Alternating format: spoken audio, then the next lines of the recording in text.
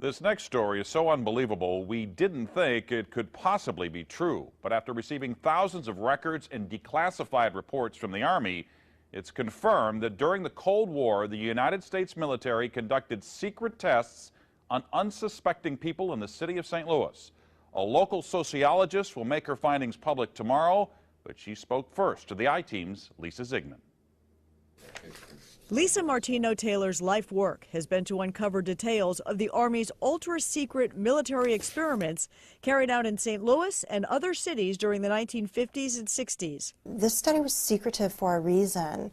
They didn't have volunteers stepping up and saying, yeah, I'll breathe zinc cadmium sulfide with radioactive particles. These Army archive pictures show how the tests were done in Corpus Christi, Texas in the 1960s. In Texas, planes were used to drop the chemical, but in St. Louis, the Army placed chemical sprayers on buildings and station wagons. City officials were kept in the dark about the tests. The Cold War cover story was that the Army was testing smoke screens to protect cities from a Russian attack. The truth, according to Martino Taylor, was much more sinister. It's pretty shocking. The level of duplicity and secrecy, clearly they went to great lengths to deceive people. By making hundreds of Freedom of Information Act requests, she uncovered once classified documents that confirmed the spraying of zinc cadmium sulfide. The greatest concentration of this compound was sprayed near the Pruitt-Igoe housing complex just south of downtown St. Louis.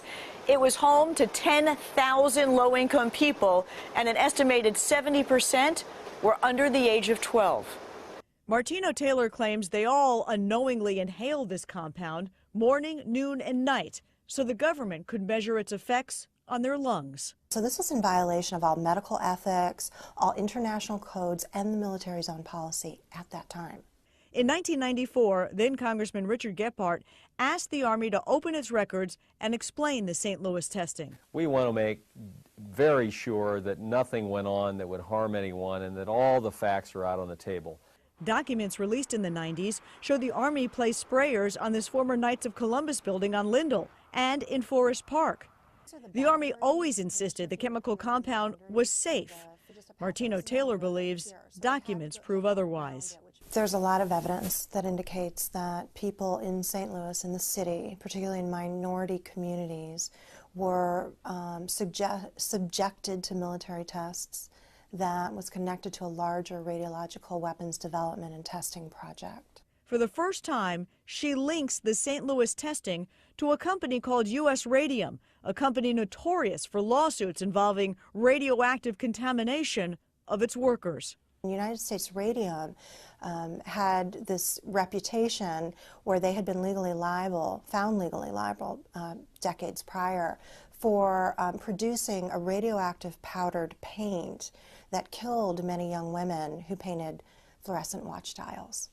While the Army admits it added a fluorescent substance to the zinc cadmium compound, details of whether it was radioactive remain secret.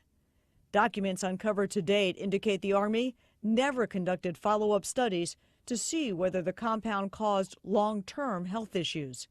In 1972, after years of crime, poverty, and decline, the government destroyed the Pruitt-Igoe housing complex. Lisa Ziegman, News Channel 5, I-Team. Now, the company U.S. Radium no longer exists. Martino Taylor has placed all of her research, including the declassified documents, online, and will link you to that data at ksdk.com. Now, she will make all of her findings public tomorrow at St. Louis Community College Merrimack campus. In the meantime, if you remember the spraying, the I-Team's Lisa Ziegman would like to hear from you. You can email her at lziegman@ksdk.com.